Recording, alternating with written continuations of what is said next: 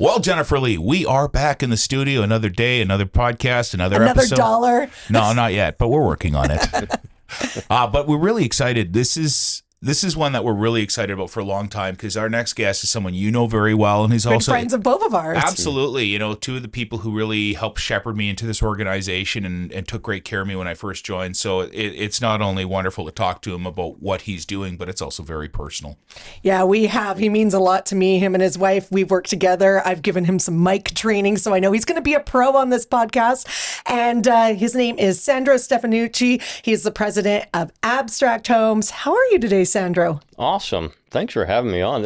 I'm really looking forward to this podcast. I am. I'm finally excited that I get to ask you some questions. So I'm going to start really deep right now. And it's a question that I got asked many years ago about from my father. Do you want to go into construction? And I said, no. That's why I went into broadcasting. So I want to know, why did you go into construction? What lit your fire? That is a great question. What lit my fire? Well, I've been in the business for over 40 years now. And when I first met my wife, Sherry, her father was in the roofing industry.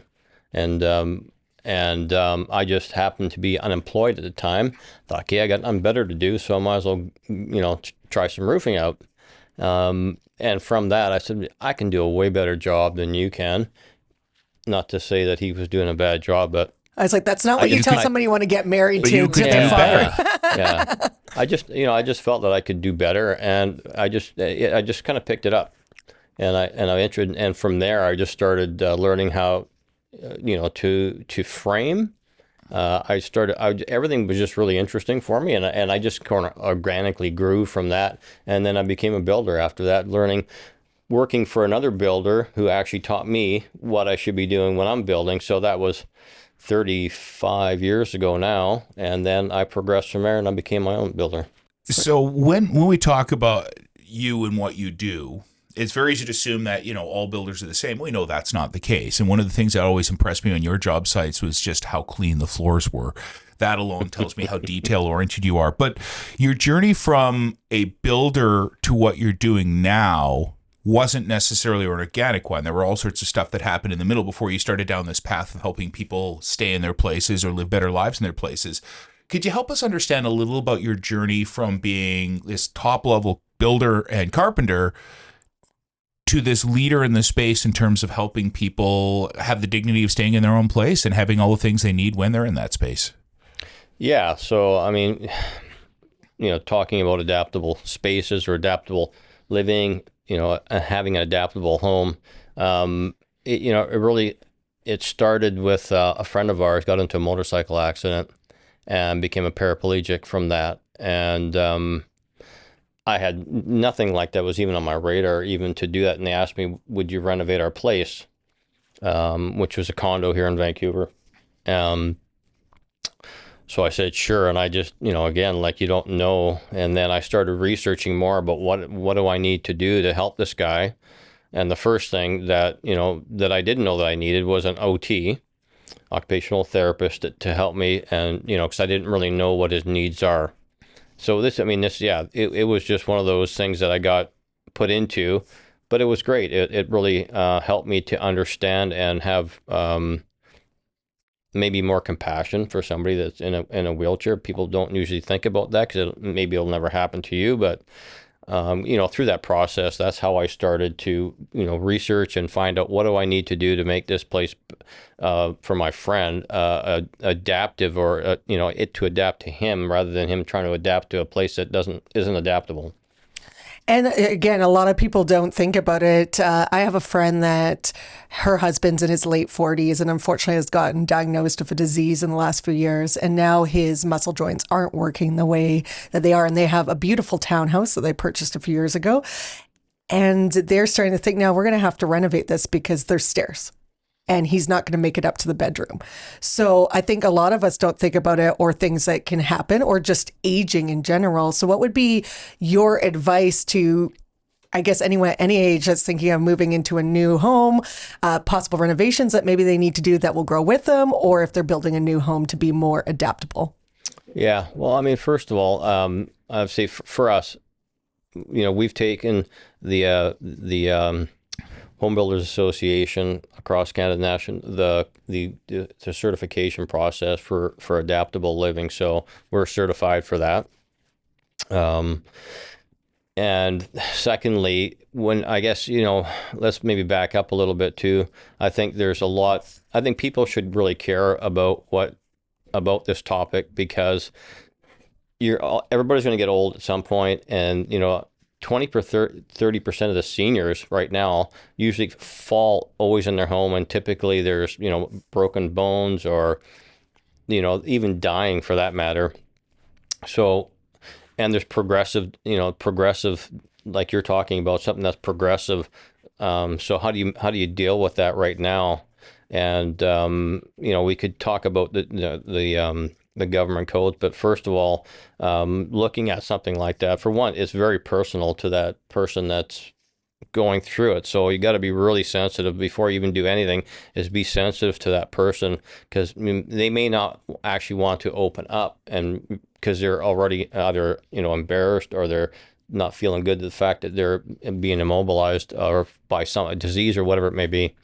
So we take that into consideration. We try to get everybody together. The OT typically is always with us there, so I understand from another professional what it is that this person needs, and from them, so we combine everybody together to come up with a plan to do and to adapt that place to that, even if it's a progressive thing that we may not have maybe 10 years down the road. So we'll do it now. I think that's so important to incorporate into the design too, because I think that's the problem right now is a lot of people that are dealing with situations. Some of my friends like, oh, well, you can just get one of those chairs that go up the stairs. But then again, it's the person wants their dignity. They don't want people to come over and it just looks like they have like a lift chair going up. They want it to look kind of modern and like fit in. And I understand that some things can't be done, but that's why I think it's so important to have you and the OT come in and like kind of be able, and the interior designer, to make it look nicer, so that people don't feel embarrassed about the things they need to have in their home to help them. Correct. Yeah. There's so many different products available, to make it look great and make it look stylish and in fashion, if you will, to what's going to today's, what everybody was thinking as fashionable. So it isn't just ugly grab bars, knurled grab bars that are hanging on the wall. Like, you can make it really look really nice. Well, I think the name says it all. We used to talk about something called aging in place, and luckily we've expanded that thinking because it's more than just people aging, as you both talked about friends. But adaptive living is absolutely the perfect description, because you're literally helping someone adapt their space to meet their needs. And I can speak to this personally, having a parent as a parent with mobility issues, and just the amount of dignity this person has staying in their home versus not. Can you give us a broad definition of what an adaptive home is? Because those of us who don't have family members dealing with some of these things may not really take into consideration some of the thought process that goes in terms of designing one of these homes and making them functional. In a nutshell, an adaptive home is a home that adapts to you, not you adapting to the home. That's beautiful and succinct at the same time. And why does it matter though? Well, why does it matter? And why should people care about it? Because, again, there's typically somebody, everybody's going to get old. And I forget the percentage that people that actually have some sort of disability. And when I talk about disability or that type of thing, it also could be eyesight. It could be hearing. It could be sense of smell. As you know, Sherry, during COVID, lost her smell and her taste. So if there was, say, a gas leak in the house, she wouldn't know because she can't smell it, right? So that's also a disability, if you will. So there's many things to consider, and you will at some point probably have that. So doing things to be able to adapt a home easily, better off to do it from the beginning rather than try to incorporate later.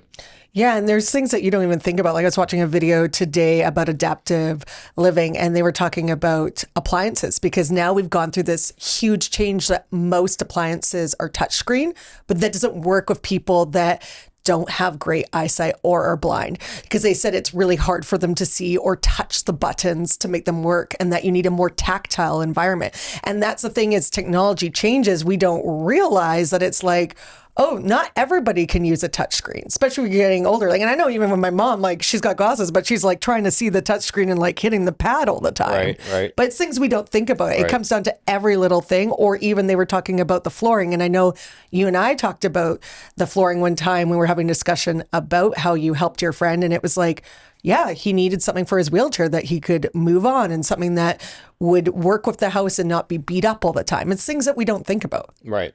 Yeah, exactly. That's exactly it.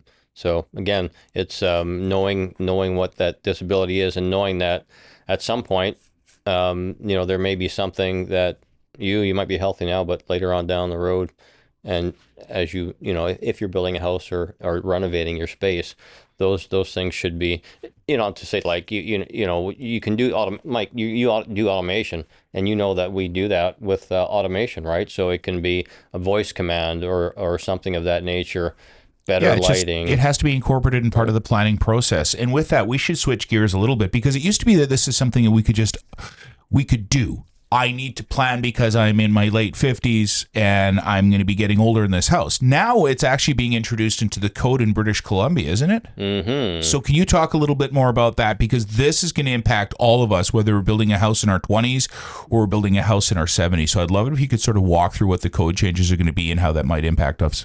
The government is going to impose, bylaw in code that there's 100% adaptable buildings, right? And those are in large scale condos and then small apartments that are on the main floor, right? Coming up to it. So that in general is basically what's happening. There's there's going to be things like grab bars, backing for grab bars, accessible clearances through doorways and through pathways, spaces in the bedrooms, living area, kitchen. So, so people can obviously, if you're in a chair, you can move around. Then switches and controls. You're at 36 inches for your switches, and any other controls you have, and even your plugs that are on the wall are up at 18 inches. So somebody in a chair could, just turn the light off and plug something in. They don't have to reach down too far if they can't, if their mobility is, not there, they can't move it. So now does this apply to every type of construction in BC, single family home, multiplex? Like where is this applicable, or is this simply across the board applicable for every new project now? Well, it's mainly large scale condos, and those ones that are probably affected the most. We already doing a lot of that right now. In residential construction, we think about it all the time when we're actually doing any planning on a renovation. It's always something that's not necessarily for renovation. It's not necessarily something that you could do, but we are more and more convincing people, if you will, to think about that as they get older. And I have obviously older ones that have clients that have come to us wanting to be able to thinking ahead, thinking, okay, I'm okay right now, but I know that I might have some mobility issues. So, doing spaces for them to easy to get around and do that. So in Vancouver, we're already right now, we're having to put a bathroom on the main floor. So if you are mobility challenged, you can get around on that first floor. Yeah, and I'm glad they're starting to mandate it more for condos. Like I know my parents live in a 10-year-old building, and they do have a number of suites on the second floor that have been deemed for adaptability. So like everything is in the right spot, like countertops and everything like that. The only issue I have, and I hope they start to crack down on it more with the new government regulations, is people exiting the building, because, for example, they're all up on the second floor, the adaptability suites. But the problem is the elevators go down in that building, even though it's a newer building. And so the problem is the people that have maybe some mobility challenges can't leave their apartment, or they can't get up, and the elevators are down for hours. So I'm hoping they add something that is like, if it's on the second floor, there must be a ramp or something that goes down or things, because I think we're trying here, and it's good to see improvements slightly in the right direction, but we don't think about too, how do you exit a building? And it even comes with, yes, they're on the ground floor now in residential, but is it going to make it easy for them to exit the building if something was to happen?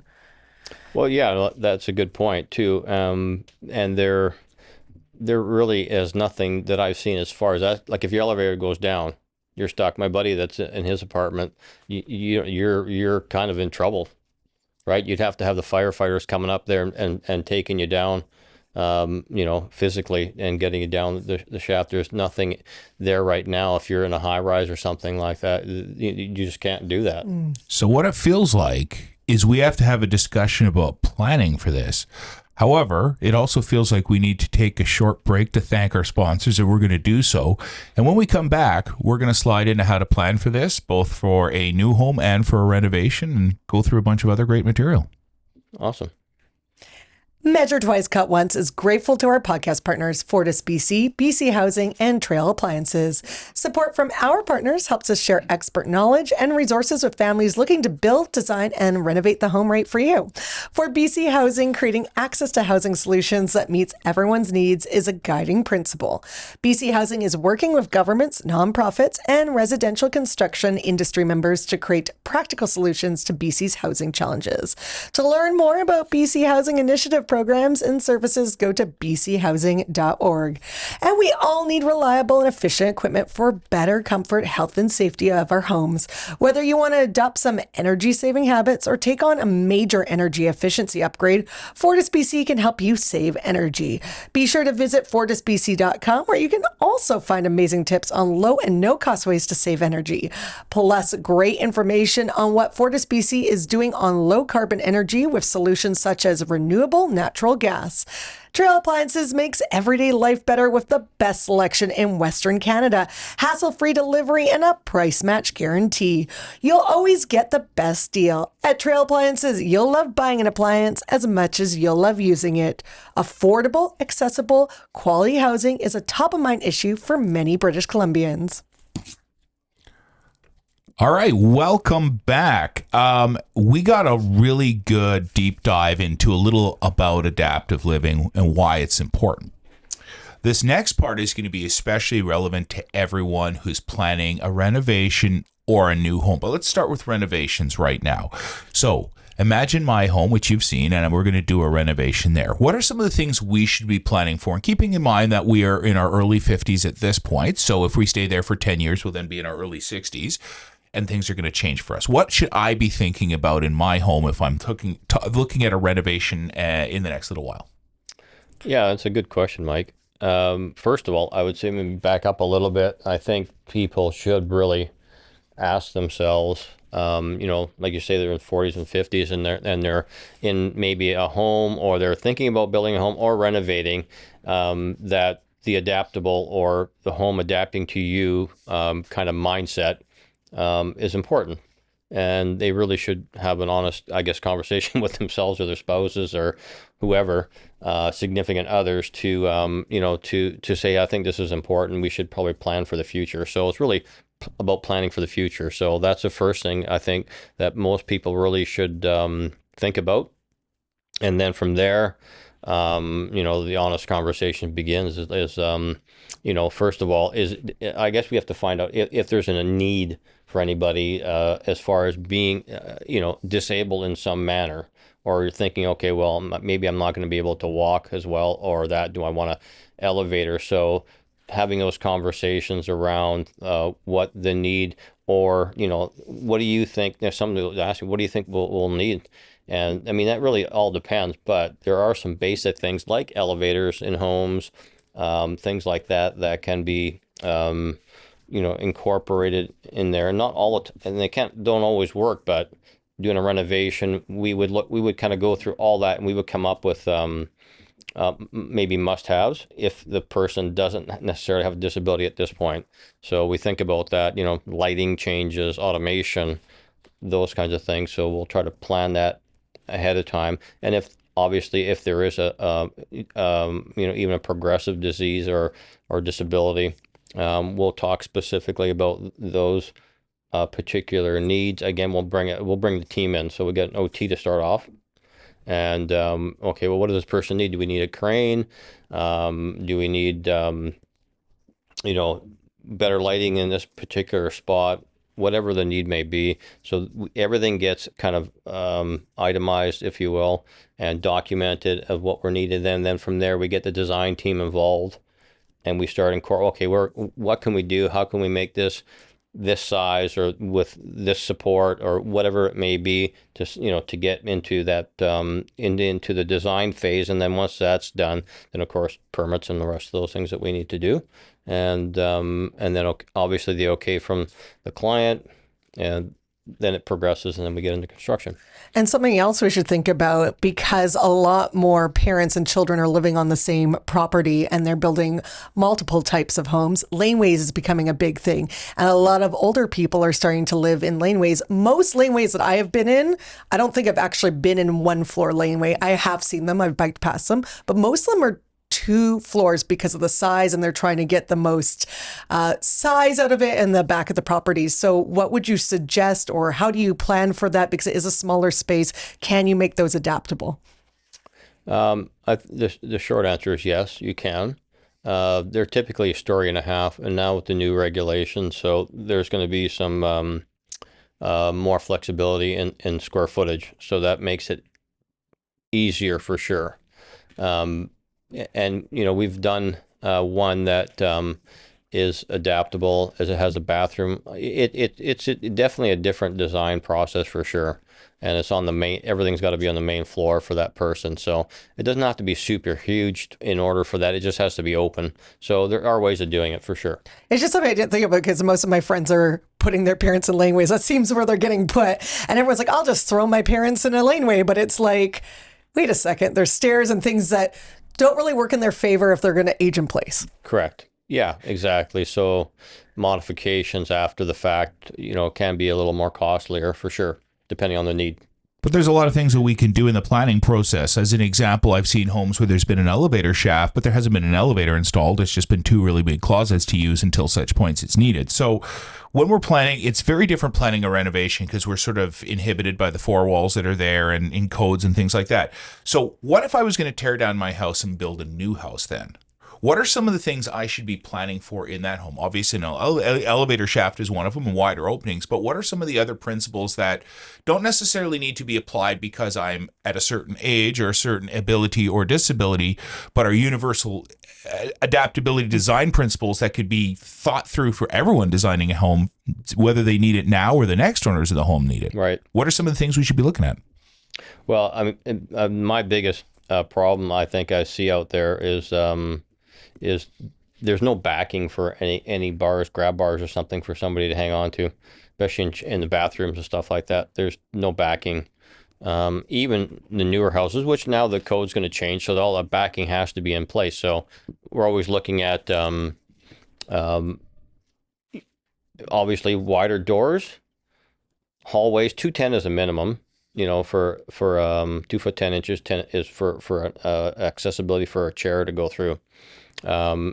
Turning radius around is like 60 inches, so you're at 5 feet, those kinds of things. So I would make sure that all those apply, even though you're not disabled. Those things will sure help you. Automation, which very well, I would definitely not, I would, and again, with automation too, is you can do the pre-wire and have it ready for a whole bunch of things later on, and not necessarily spend a ton of money on the equipment to begin with, and it's something that can be adapted or expanded as time goes on for different needs. So those are probably lighting, again with the wiring. So that's what I would do.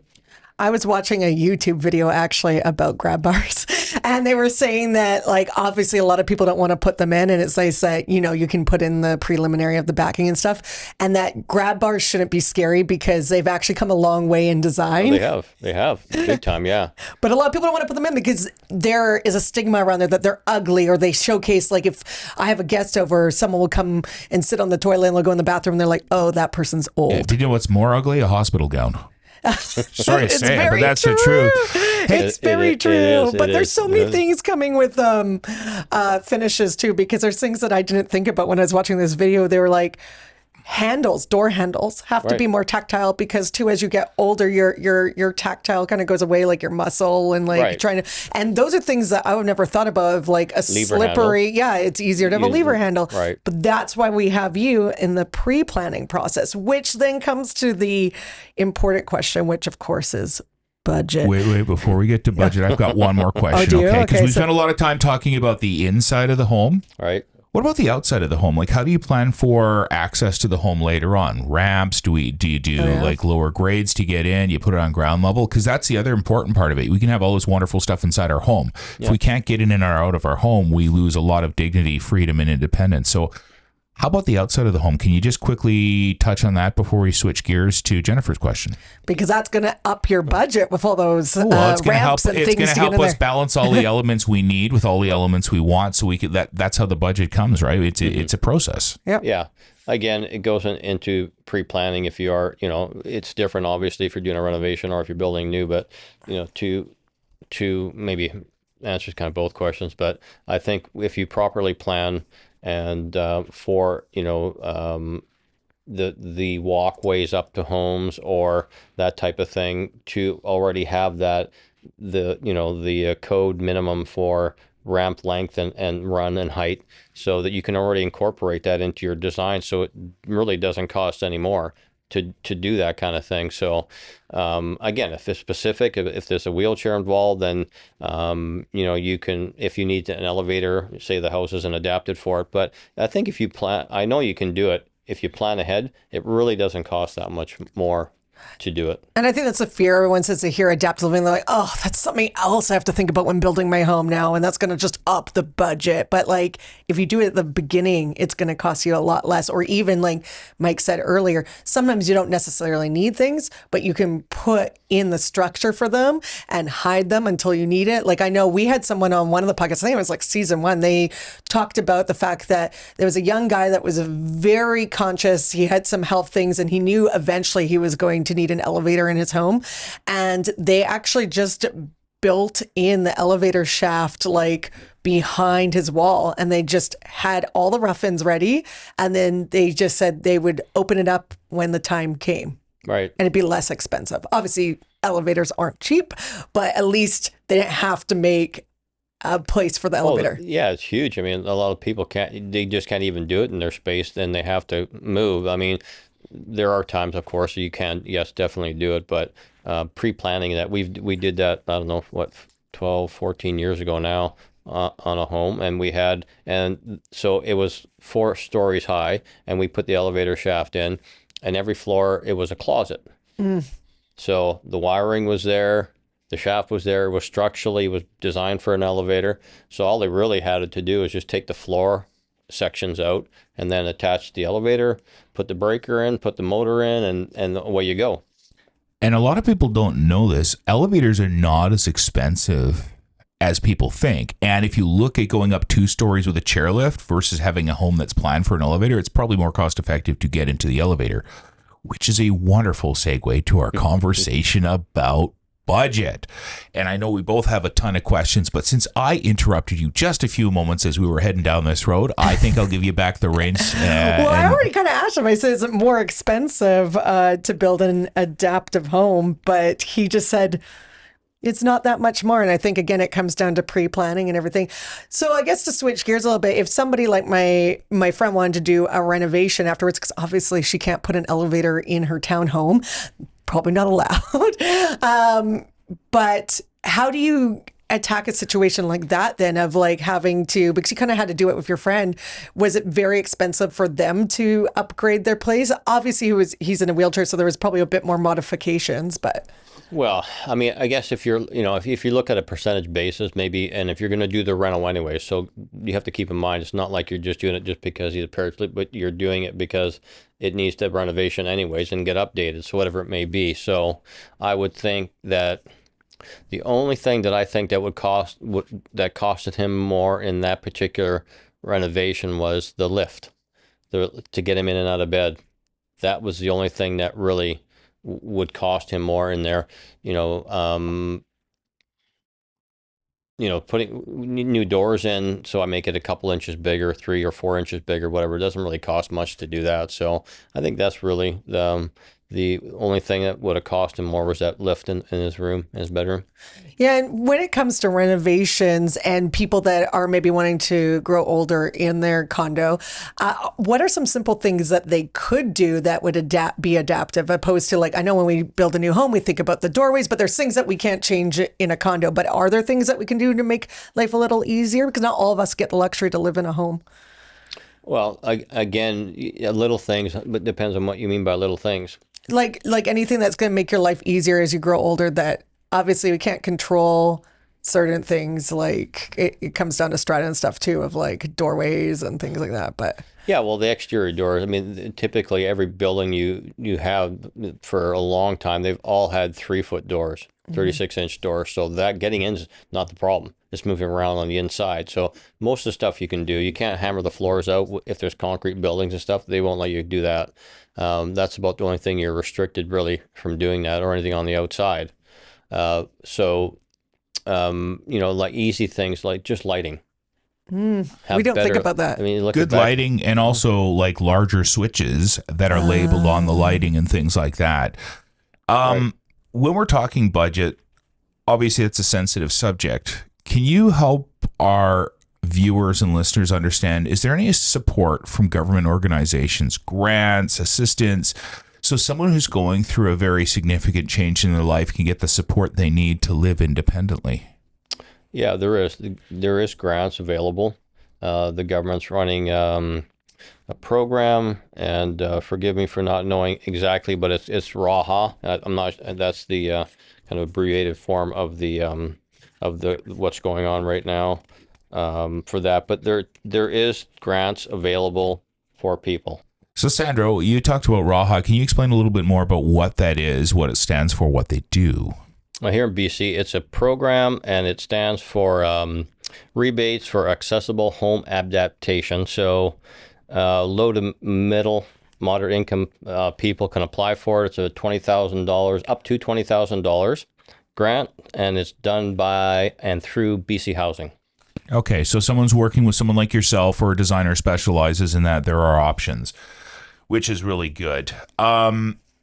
I feel like we could probably talk about this for another 2 hours, but sadly we do not have another 2 hours.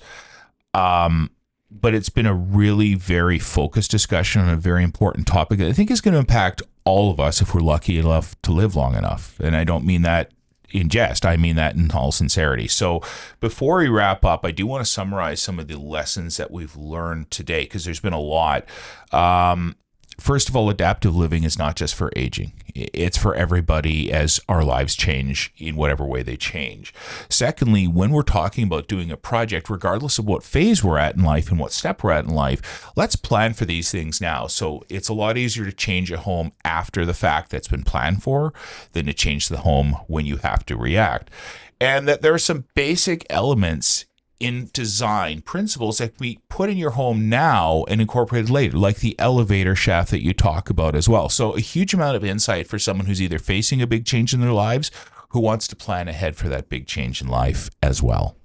And I loved your tip about lighting, because especially with the newer apartments, there's not enough lights.